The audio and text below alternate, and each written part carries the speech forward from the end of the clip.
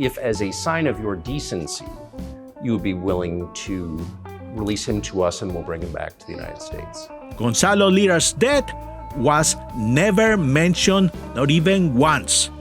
Even after the fact that Carson had mentioned Gonzalo previously in his Twitter show. He was not in the mind of Tucker Carlson and Vladimir Putin, the two people Gonzalo admired the most, because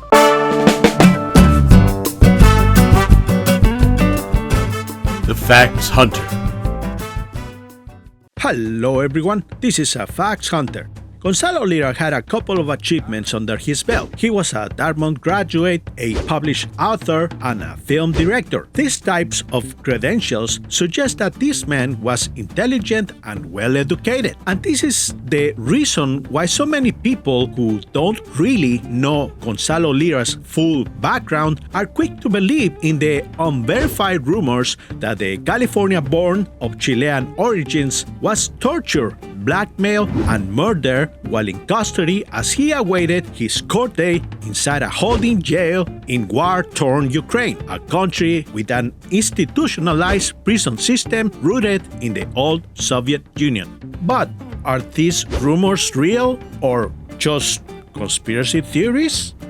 Gonzalo Lira's past is well documented in dozens of old Chilean newspapers and magazine publications that are currently available in the Digital Library of Chile. By reading these publications, we can create a profile that once overimposed on top of a profile similarly made from the countless hours of videos he produced for his YouTube channels. We can detect a number of patterns that suggest that Gonzalo Lira, despite all of the achievements previously mentioned, was not as intelligent as one would imagine. Based on the information that we have about him, we have learned that Gonzalo Lira, despite all of his credentials, was not intelligent enough to survive the rough conditions found inside a prison of a third world country, let alone one that is currently going through an existential crisis such as a war. To have a better understanding of the life inside a Ukrainian prison, we can take a look at two documentaries found here in YouTube. Both of them were filmed years before the 2022 Russian invasion. The documentaries in question are Behind Bars, Colony 8, Zhytomyr, Ukraine, World's Toughest Prison, and Behind Bars 2, the World's Toughest Prison, Colony 100, Kharkiv, Ukraine. The link of these documentaries can be found in the descriptions down below. Since Gonzalo was arrested in Kharkiv, the best illustration we have of Gonzalo's short life inside a prison can be described by the introduction of the Colony 100 documentary, which describes Kharkiv as follows. Kharkiv, its 1.4 million inhabitants make it the second largest city in Ukraine. Once an important Soviet industrial center and armaments producer, Kharkiv is now a victim of the economic crisis. Everyday criminality has been growing due to the poverty and lack of opportunity. Younger and younger people are turning to theft and drug dealing as the only way to earn money. The prisons, overcrowded, and the lack of economic opportunity is reflected in the recidivism rate. 70% of all released prisoners go back to jail at some point. Based on this information, we know that Gonzalo, a man born under the sunny skies of wealthy Burbank, California, was not going to survive the rough conditions of a Ukrainian prison. I mean, let me put it this way. Back in December of 2023, I uploaded a video with an update on Gonzalo's criminal trial. In this video, which I uploaded less than a month before Gonzalo's death, I finished by stating that Gonzalo was a dead man because he was suffering from a nasty case of pneumonia during his first winter inside a Ukrainian prison. I knew this because I spent hours studying Gonzalo's life from the publications found in the Digital Library of Chile. From my studies, I knew that Gonzalo had been raised in a privileged family that had never had to endure harshness such as lack of food or living accommodations. He was born with a silver spoon in his mouth, and there was very little chance that he would have the mental and physical stamina to endure life behind bars in a Ukrainian prison. And the guy was no athlete. The only sport he ever mentioned he practiced was squash, which is racquetball for rich people. But what's most important to mention is the fact that the Ukrainian authorities knew that Gonzalo will not survive life in prison. This is why, after Gonzalo was arrested for the first time, instead of sending him straight to prison like the Ukrainian authorities did to over 400 plus other people who also broke the same laws as Gonzalo, he was given the luxury of being subjected to house arrest. Yeah, and I know I'm smoking way too much, man. I know. Give me a break. I'm under tension. I mean, this is a fucking dangerous city. And you can ask reasonably, why the fuck are you staying? Well, two reasons. Number one, I can't leave the country because the SBU has told me that I can't leave the country until my case has been, my case has happened, as it were. I'm supposed to be prosecuted for I don't know what. But since I have to be prosecuted, I can't leave the country. And if I try to cross the border, I will be arrested and I will be put in prison. So which do you prefer? You know? That's one reason why I'm not leaving. And the other reason, quite frankly, is that I want to see what happens. That's right. Gonzalo was not the only person arrested for breaking the law of spreading Russian propaganda under martial law. But his American passport made him a special case who was sent home and was told not to publish any more Russian propaganda while living in a country that was being invaded by the goddamn Russian army. This is something that none of those Russian propagandist channels ever mentioned when talking about Gonzalo. He was given special treatment because he was an American citizen. This is the reason most of his videos were filmed with him and a wall behind in the background, because he was not allowed to go outside of his apartment.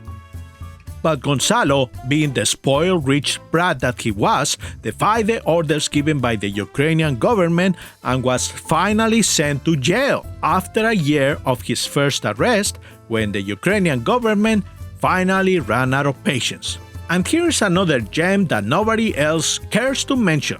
Gonzalo was released 2 months later under bail, and there was a strong possibility that he would have been released again under house arrest if only he had shown to court for his scheduled court appearance, and if he would have shown remorse for his actions and requested leniency under the promise that he would obey court orders from that point on. But instead, he listened to the suggestions of other criminals he met in prison and decided to try to escape to Hungary and seek political asylum. By doing this, Gonzalo ruined his last chance to spend his prison time outside an actual prison. What an idiot! Inmates live in large communal accommodation blocks. Wake up is at 6 o'clock sharp.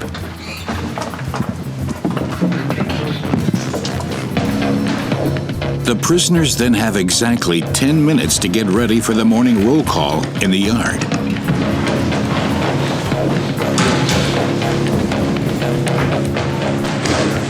Maxim Deriliu has now been in prison for 5 years.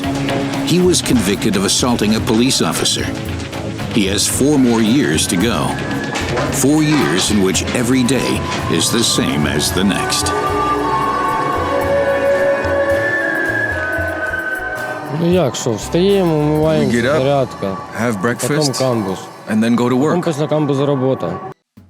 Now, here's a question. Is it possible that the Ukrainian government wanted Gonzalo Lira dead? The answer is no. And the reason is simple. Because Gonzalo Lira was not of significant importance.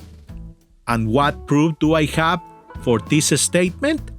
Simple. There are tons of Russian propagandists on the internet. If one dies, who will fill its place? Many people claim that Gonzalo was a reporter, but that's another lie. Reporters have to follow certain criteria in order to work for a reputable agency that will vouch for their stories. And the only agency that will use Gonzalo's unverified claims was RT News, the #1 Russian propagandist media controlled by the Russian state. But the biggest proof that Gonzalo was insignificantly unimportant was the fact that during the Tucker Carlson's interview with Vladimir Putin, the only reporters that were mentioned by Carlson himself were the 2 American reporters that were arrested and are currently in custody by the Russian government. I just got to ask you one last question, and that's about someone who's very famous in the United States, probably not here, Evan Gershkovich, who's the Wall Street Journal reporter. He's 32, and he's been in prison for almost a year. This is a huge story in the United States, and I just want to ask you directly, without getting into the details of it or your version of what happened, if as a sign of your decency, you would be willing to release him to us and we'll bring him back to the United States. Gonzalo Lira's death was never mentioned, not even once. Even after the fact that Carlson had mentioned Gonzalo previously in his Twitter show. He was not in the mind of Tucker Carlson and Vladimir Putin, the 2 people Gonzalo admired the most, because certified reporters matter. Gonzalo Lira was as valuable to Putin as a T-90 tank. Putin doesn't care about losing one of those obsolete models because he has plenty of them. He has plenty of tanks as well as Russian propagandists to spare. Let's go back a little bit. Let's talk about Vladimir Putin. Okay, Vladimir Putin is a very capable leader. Vladimir Putin, he is, for all intents and purposes, what you would call an ethnic nationalist, but he is not an imperialist.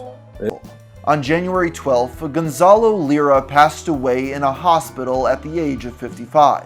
His death was confirmed by the United States and Chilean governments. As mentioned at the start of this video, a flood of new attention was brought to the story, many of whom were critical of the US's involvement in the war effort. Lira, with his work, was committing acts of journalism. Let's contrast the silence on the case, for example, to the Russian detention of Wall Street Journal reporter Evan Gershkovich. They martyred Gonzalo, declaring him a journalist and praising his work as a filmmaker. And with that, I only can laugh at how a story can so easily get spun to be so one note. Was Coach Red Pill detained for free speech and treated poorly in prison? Yes. But was he some noble and respected journalist? No. Which is kind of weird, isn't it? I mean, poor Gonzalo, he was tortured and blackmailed. Shouldn't that be international news of the most importance to Putin's war campaign? Or maybe they both knew it's all BS. Or a show. You said a serious talk. I mean, shouldn't Putin make a case about Nazis torturing and killing the sons of bankers? Sorry, buddy. No. You're talking to a banker's son here, okay? Well, Don't they want to know who killed Gonzalo Lira? Or better yet, why he didn't survive life inside a Ukrainian prison? These 2 questions will be answered in this video. And we're gonna start with the second question first. Why Gonzalo Lira didn't survive inside a Ukrainian prison? As I already mentioned, Gonzalo Lira was not tortured or murdered because he was not important. He might have been bullied by other inmates, but never tortured under direct instructions of the SBU. And I'll explain why this is the case. When Gonzalo was released in 2023 and filmed his attempt to cross the Ukrainian-Hungarian border, he made several disclaimers where he explained that he was tortured and extorted while in prison. While I was in CISO, I was extorted for a great deal of money, $70,000 to be precise. It was 7 other prisoners and myself. And as soon as I arrived, they beat the shit out of me. And they tortured me that time. It started on June 21st at 1 p.m. and it lasted 30 hours. It included beatings, it included sleep deprivation. These two claims were debunked by separate sources. The torture claim was debunked by people like former UN weapons inspector and convicted sex offender Scott Ritter and George Eliasson. As these individuals stated, the torture claims were absurd because Gonzalo claimed he suffered from broken ribs, yet he had no problems riding his motorcycle hundreds of miles from Kharkiv to the Hungarian border. We do know he claimed to have broken ribs. We do know that he claimed to ride a motorcycle for 1,400 miles with broken ribs. I couldn't walk 14 steps with broken ribs, you know? The second claim of torture was of having the whites of his eyes scratched with toothpicks, which is also a bogus claim, as this type of torture would have left him with significant pain and possibly even an infection due to the lack of sanitation inside a prison cell. While asking me if I could still read if I had just one. 2 of these thugs held my head, and one of them used a toothpick to scratch the whites of my left eye. And the other guy, the guy who actually spoke a little bit of English, said, "You can read with just one eye, right?" Not gonna lie, that really freaked me out. Anyway, after about 30 hours of this, I realized that there was no escape for me. Now, the part that I found suspicious is that after saying that, he didn't say anything about like what it did to him. So I don't know if we have any ophthalmologists in the audience or not, but he doesn't look to have an eye injury. He has his eyeglasses on, which is convenient that he's able to, you know, that was another thing he's able to have. Did you find that out? Can you imagine being scraped in the eye with a toothpick, but it not then leaving you enough of an injury to say anything about it? When he was in prison, he talked about torture. Now, to the person that talked to him directly, he said he was threatened with a toothpick and the food was cold. That was a torture. Now he says his eye was scratched with a toothpick. Now, your eye heals faster than any other part of your body. It heals. But if you scratch it with a rough cut, and the flap develops because the flap's there because of the cut, which meaning the part of the cornea folds out, you're in a lot of trouble. His eye would not have looked clear. He would not have looked normal. He would have either had to have covered it to keep the light out. He would have been in a lot of pain. I know this because my wife had a scratched cornea about 25 years ago, had to have eye surgery. Now that's if the outside layer on the cornea folds over. Maybe he's lucky and that jagged edge healed itself somehow. Mended back together? I don't know. Just take a look at his eyes in the videos. Can you tell which eye was scratched? Or how come he was able to keep his eyeglasses without them being broken by the brute prison inmates? The claims of extortion are also debunked by 2 simple facts. The first fact is that Gonzalo lied during the filming of his video. While I was in prison, the SBU looked through my accounts and they realized that I'm not poor.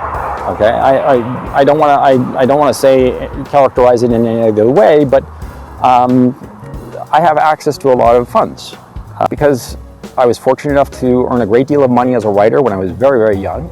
And so the SBU had assumed that I was just some poor schmuck, but when they saw my accounts, they realized that I wasn't a poor schmuck. They got the prisoners in CISO, in one of the 4 cells I was in, the last one, the worst one. It was 7 other prisoners and myself.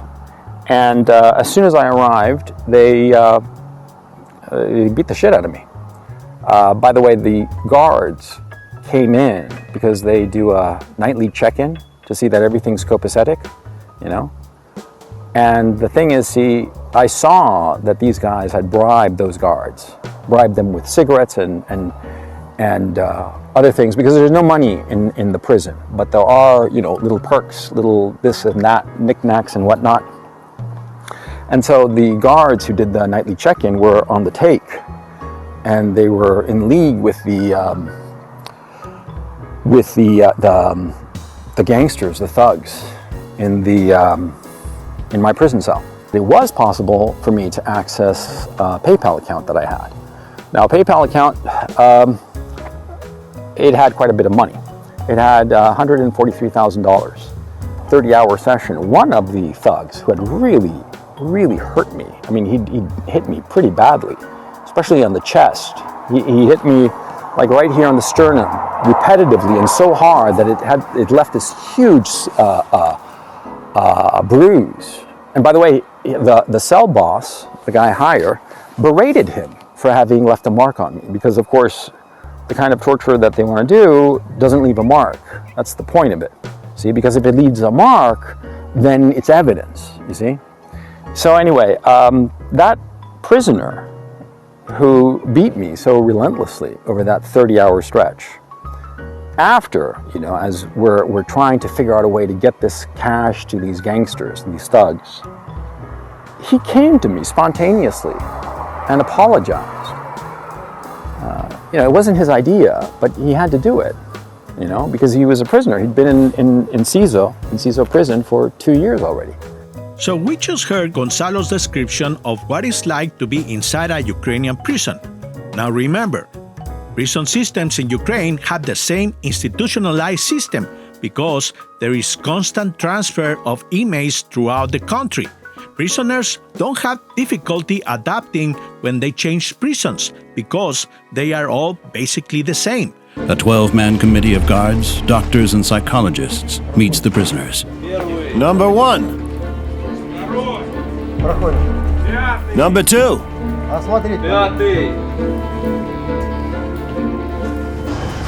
Men, first I'll explain the punishment for not following the rules. Every new arrival goes through the same procedure.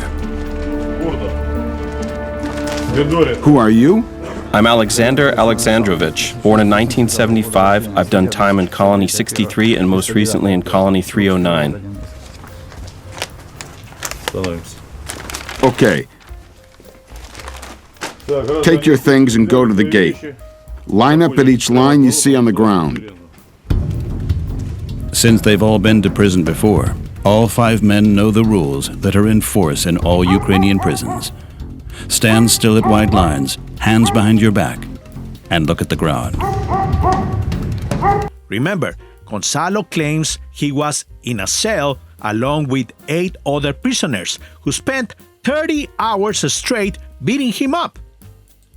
But remember, the prisoners were instructed by the guards, who in turn were ordered by the SBU to single out Gonzalo, and that one of the prisoners apologized to him after punching Gonzalo in the chest so hard it left a mark.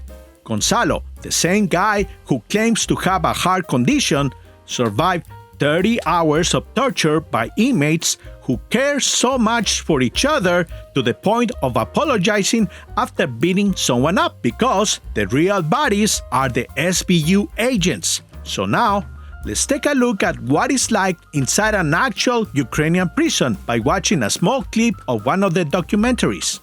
For the 40 guards working here, the day starts with a briefing. Every incident, no matter how small, is reported. Everyone listens very carefully. This information can be life-saving. The guards need to be ready for anything. Cell 319. The detainee is mentally unstable and prone to self-harm. Cell 115. Feshenko is a suicide risk. Increased surveillance. The cellmate is depressed. Increased surveillance here too. A shift lasts 24 hours in Ukraine's toughest prison. 24 hours spent Mikhail begins his shift by waking the inmates of Sector 4, a wing for inmates who have committed mid-level crimes. A guard monitors this wing of the colony day and night. There is a huge fence, but otherwise, the prison looks like a normal apartment building at first sight. In contrast to the maximum security wing, the inmates here do not live behind bars. The door to the building even stands wide open. For this part of Colony 100 uses a different strategy, a much more insidious one. Hi, anything special? No, all quiet last night. The idea? Self-monitoring. The inmates have responsibilities and keep tabs on each other. If anyone steps out of line, the whole group is punished for it. A cruel system, and unforgiving of any mistakes made by the handful of hardened criminals detained here. 8 men share 16 square meters. They work, eat, sleep in one room. Whoever loses the group's respect has a hard time of it. Andrei Zaika knows this well. He's been in Sector 4 for 3 years. We're not a family. We don't care for one another. That prisoner who beat me so relentlessly over that 30-hour stretch, he came to me spontaneously and apologized. It wasn't his idea, but he had to do it, because he was a prisoner. He'd been in CISO prison for 2 years already. Andrei Zaika knows this well. He's been in Sector 4 for 3 years. We're not a family. We don't care for one another, like at home. You're always with your cellmates, never alone. That's why I'm sometimes happy to get work here. It's almost like being in a factory on the outside. And you can tune out a bit during lunch. Otherwise, the worst is when I'm overcome by a yearning for freedom. Walls painted purple, lace curtains, Sector 4 almost seems cozy. But appearances are deceiving. Inmates in this part of the colony also bear the full brunt of the Ukrainian justice system. After Gonzalo was arrested at the border, he was brought to court where he made the claims of torture and extortion in front of the judge. And while talking about the extortion, he is on the record stating that the criminals who attempted to extort him never got the money because the bank transfer never went through. This is a contradiction from the statement in the video where he claims he had actually lost money to the inmates. We will come back to these court records later on the video. Now, Gonzalo attended private schools and the Legacy College, Dartmouth, and still he was underqualified to survive life inside a foreign prison. To make my point, I will use as reference the very informative book titled Forbidden Knowledge: 101 Things No One Should Know How to Do by O.M. Brooks. This book is very interesting and is full of information. For example, this book will teach you how to chase a giant tornado, how to beat a lie detector, or how to land an airplane in open water. But the relevant part in this book is Chapter 47, Tough It Out in a Foreign Jail. This is a lesson that Gonzalo never learned, even though he claims that he was very smart because he read a lot of books. But going back to O.M. Brooks' book, Brooks states 6 fundamental facts people have to know to stay alive in a foreign jail. And these are: 1. Contact your embassy. 2. The embassy's power is limited. 3. The only way the embassy can get you out is by direct intervention of the State Department. 4. Knowing the value of cash and cigarettes. 5. Learning the language and get to know people. And number 6. Keeping your head down. Well, to get started, Gonzalo claims that he was unfairly imprisoned because all he did was upload videos to YouTube, and that Ukraine is not a democracy because they don't have freedom of speech. I mean, I want to emphasize this, speech crimes, saying things that the government doesn't like. Ukraine is supposed to be this big democracy that it wants to join the European Union and because it has European values, European democratic values. What higher value does a democracy have than free speech? This claim is absurd because of the fundamental misunderstanding that people have of what a democracy and freedom of speech actually are. Having democracy in a country doesn't mean you have absolute freedom in both actions and spoken words. The fundamental concept of freedom of speech in a democracy is the freedom for individuals to choose via a voting system what laws everybody will pass and obey in order to have a peaceful and harmonious life. Just think about it. In America, there are laws that regulate what people can say in public spaces. These laws are made to protect certain individuals from exposure to traumatizing language that can be grotesque and obscene. A person can be arrested in some places for violating decency laws. And this is a fact. For example, if we Google, what is the law of profanity in Texas? Penal Code 42.01, an individual can be charged with disorderly conduct if they intentionally or knowingly use abusive, indecent, profane, or vulgar language in public places, and the language alone can cause an immediate breach of peace. These types of words can include cursing, cuss words, or racial slurs. So, if the American state of Texas has freedom of speech, why would you be arrested for exercising your freedom of speech if you choose to use profane and vulgar language in a public space? Isn't it America a democracy with freedom of speech? Because in a democracy, people can use legislature to regulate speech. And just as the Democratic state government in Texas chooses to pass laws that protect little kids and fragile old ladies from listening to offensive, traumatizing language, the democratic government of Ukraine has chosen to protect its citizens from the poisonous lies told by Russian propaganda. Gonzalo Lira, along with hundreds of other people in Ukraine, broke these laws knowingly or unknowingly, and they were arrested for breaking these laws. So, in conclusion, different democratic countries have different laws, and Ukraine is a democracy regardless of what Gonzalo Lira and other Russian propagandists say. Fuck those guys! Moving on. Going back to the book, we have several steps one must follow in order to survive life in a foreign jail. Well, this is the end of this video.